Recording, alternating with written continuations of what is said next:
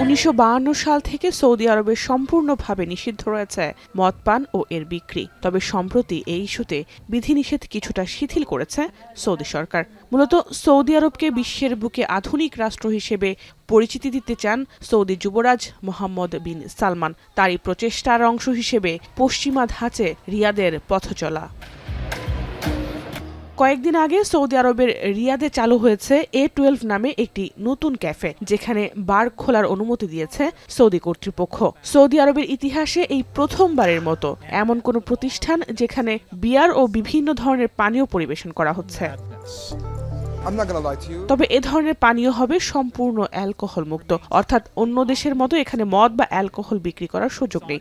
বিশ্বের বিভিন্ন দেশে যেসব পানীয় সাধারণত অ্যালকোহল যুক্ত, ঠিক সেই ধরনের পানীয় এই ক্যাফেতে অ্যালকোহল ছাড়া পরিবেশন করা হবে। পরিবেশের দিক থেকেও এটি অন্যান্য দেশের বারের অভিজ্ঞতার সঙ্গে অনেকটাই মিল রাখে। সৌদি আরবের নতুন এই বারে নারী পুরুষ একসাথে বসে পানীয় উপভোগের সুযোগ রয়েছে।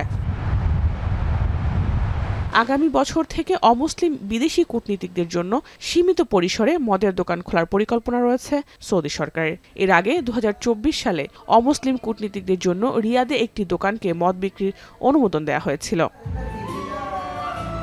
জাহানারা ভুঁইয়া, এখন বিশ্ব।